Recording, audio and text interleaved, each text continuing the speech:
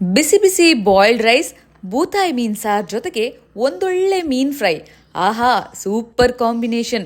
ಕರಾವಳಿಯವರ comfort food ಇದು. ಮೀನೂಟಕ್ಕೆ ಸರಿಸಾಟಿ ಬೇರೆ ಯಾವುದು ಇಲ್ಲ ಅಲ್ವಾ? ಇವತ್ತು ನಾನು ನಿಮಗೆ ನಮ್ಮಜ್ಜಿಯ ಮೀನ್ ಸಾರ್ ರೆಸಿಪಿ ಹೇಳ್ಕೊಡ್ತೀನಿ. ಮೊದಲಿಗೆ ಇಲ್ಲಿ ಹುರಿದಿಟ್ಟಿರೋ 10 ಬ್ಯಾಡಗಿ ಮೆಣಸು, 1 ಟೇಬಲ್ ಸ್ಪೂನ್ ಜೀರಿಗೆ, 1/2 ಟೇಬಲ್ ಸ್ಪೂನ್ ಮೆಂತೆ ಹಾಗೂ ಸಾಸಿವೆ, 2 ಟೇಬಲ್ ಸ್ಪೂನ್ ಧನಿಯಾ, ಅರ್ಧ ಈರುಳ್ಳಿನ ಮಿಕ್ಸಿ ಜಾರಿಗೆ ಹಾಕೊಳ್ಳಿ. ಇದರ ಜೊತೆಗೆ 1 ಕಪ್ ತೆಂಗಿನಕಾಯಿ, 1 ನಿಂಬೆಹಣ್ಣು ಗಾತ್ರದ ಹುಣಸೆ ಹಣ್ಣು, ಸ್ವಲ್ಪ ಅರಿಶಿನ ಹಾಕಿ ರುಬ್ಕೋಬೇಕು. ಈಗ ಮಣ್ಣಿನ ಪಾತ್ರೆಗೆ ನಾವು ರೆಡಿ ಮಾಡಿಟ್ಕೊಂಡಿರೋ ಮಸಾಲ ಹಾಕೊಳ್ಳಿ. ಇದರ ಜೊತೆಗೆ ಸಾಕಷ್ಟು ನೀರು ಹಾಕಿ ಈ ರೀತಿ ತೆಳು ಮಾಡ್ಕೋಬೇಕು.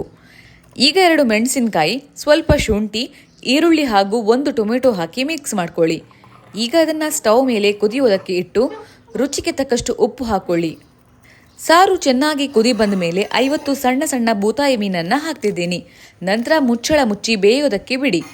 ಕೊನೆಗೆ ಇದರ ಮೇಲೆ ಕೊತ್ತಂಬರಿ ಸೊಪ್ಪು ಉದುರಿಸಿದ್ರೆ ಆಯಿತು. ಈಗ ಬಿಸಿ ಬಿಸಿ ಮೀನ್ ಸಾರು ರೆಡಿಯಾಗಿದೆ. ನೀವು ಒಂದ್ಸಾರಿ ಈ ರೆಸಿಪಿ ಟ್ರೈ ಮಾಡಿ.